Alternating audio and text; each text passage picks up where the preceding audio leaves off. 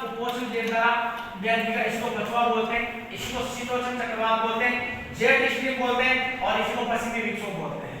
ये साल भर ध्यान रखिएगा वायुमंडल में धरातल से ध्यान रखिएगा जो वायुमंडल में जो सौरमंडल होता है उसमें कितना 9 से 13 किलोमीटर 9 से 13 किलोमीटर की ऊंचाई पर साल भर वर्ष भर ये पृथ्वी के ध्यान रखकर चारों ओर सर्पिलाकार रूप में प्रभावित होती रहती है। जैसे सांप चलता है ना, इस तरह से साल भर ही उसके मध्य चलती रहती है।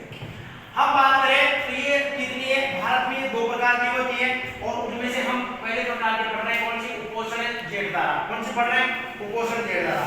इनकी जो उत्पत्ति होती है कुपोषण जेड द्वारा की जो उत्पत्ति होती है ध्यान रखिएगा वह हमारे कहां पे होती है, भूमध्य सागर। कहां होती है, आपसे पूछा गया है कि पश्चिमी विक्षोभ शीतोष्ण चक्रवात अथवा इनकी उत्पत्ति कहां पे होती है, तो उत्पत्ति पूछी जाएगी आपसे कहां से, भूमध्य सागर। कहां पे, भूमध्य सागर। दूसरा सागर होता है यहाँ पर होता है कैस्पियन सागर। कौन सा, कैस्पियन सागर। ये दोनों से ध्यान रखिएगा ये सर्पिलाकार रूप में प्रवाहित होती है। जब ये इनके ऊपर से होकर के गुजरती हैं तो यहाँ से नमी ग्रहण कर लेती है और पश्चिमोत्तर भारत में पहुंचकर इनके मार्ग में कौन आ जाता है, हिमालय। कौन आ जाता है, हिमालय। इनके मार्ग में हिमालय आ जाने के कारण जो ये जेड धारा है ये 2 भागों में टूट जाती है। कितने भागों में बढ़ जाती है, तो 2 भागों में। ये है जेड धारा की कौन सी शाखा, उत्तरी शाखा। कौन सी शाखा है, उत्तरी शाखा। जेड धारा की उत्तरी शाखा है और ये जेड धारा की कौन सी शाखा है, दक्षिणी शाखा। जेड धारा की जो दक्षिणी शाखा है हमारी वो कहां पे प्रवेश करती है, ध्यान रखिएगा वह हमारे भारत में प्रवेश करती है। और ये जब भारत में हमारे वर्षा करती है तो ध्यान रखिएगा ये पर्वतीय राज्य जम्मू कश्मीर हो गया, उत्तराखंड हो गया, हिमाचल प्रदेश हो गया, तो इन राज्यों में ये वर्षा करती है जो ध्यान रखिएगा किसके रूप में करती है, बर्फबारी के रूप में। तो हिमाचल प्रदेश में इस टाइम कृषि की फसल होती है, उत्तराखंड में जो फूलों की फसल होती है, जम्मू कश्मीर राज्य में तो ध्यान रखिएगा ये उनके लिए बहुत ज्यादा क्या होती है, लाभदायक। नुकसानदायक नहीं होती, लाभदायक होती है जो बर्फबारी के रूप में गिरती है।